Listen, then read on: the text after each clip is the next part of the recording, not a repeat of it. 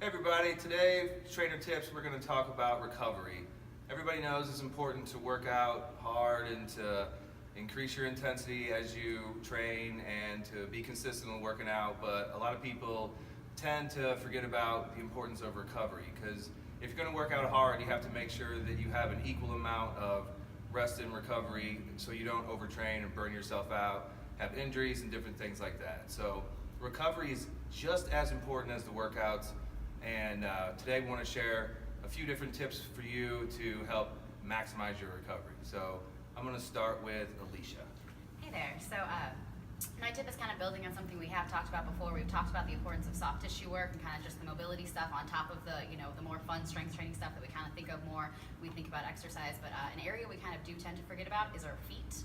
And it is a very important area to think about. A lot of times the shoes we wear for work and throughout our day really are constricting and just cause a lot of achy problems with our feet, and that can be kind of build in other problems with ankles and knees, kind of up the chain. So giving your feet some love, just taking them out of really restrictive shoes and kind of rolling the bottoms of them, getting a foot massage, all that stuff will definitely help towards that.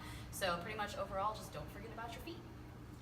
Right? I think something that's been on my mind when it comes to recovery is sleep and the amount you get in the environment you're getting it in.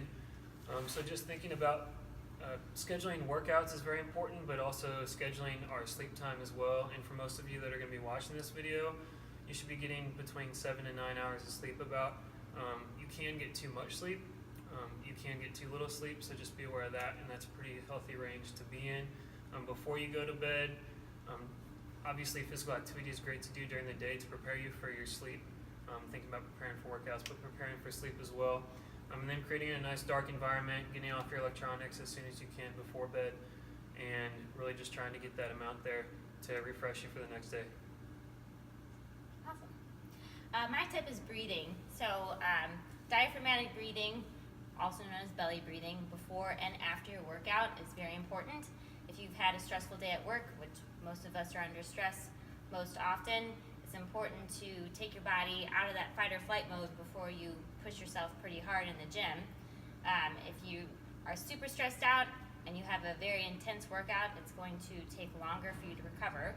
And when you're done, it's important to take yourself back out of that fight or flight state that you're in from your workout, so you're in relaxation mode for the rest of your day, so you just don't stay in that stress mode. My advice would be to take advantage of your recovery days, not locking yourself into one or two postures, but continue to introduce movement variability with a hobby or skill that either gets you outside or at least gets you out of the same locked seated posture that a lot of us who have jobs that are office jobs are locked in. You could also introduce other recovery strategies like giving your feet some more attention, working on breathing correctives or correctives of any other nature. Just stay moving. One of my favorite recovery techniques is floating sensory deprivation tanks or sensory deprivation pods.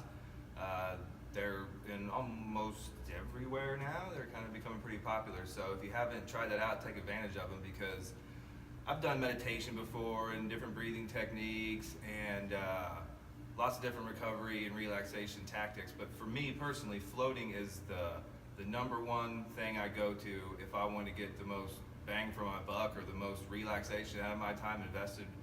Floating is for sure the best way to do it for me. So it may not be for everyone, but you can, if you're scared to try it out, you just know that you can keep the door cracked and just look into it if you've never heard of it.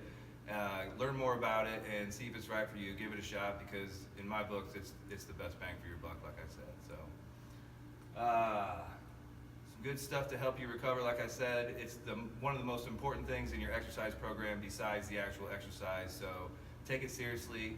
There's some good tips here, and keep training.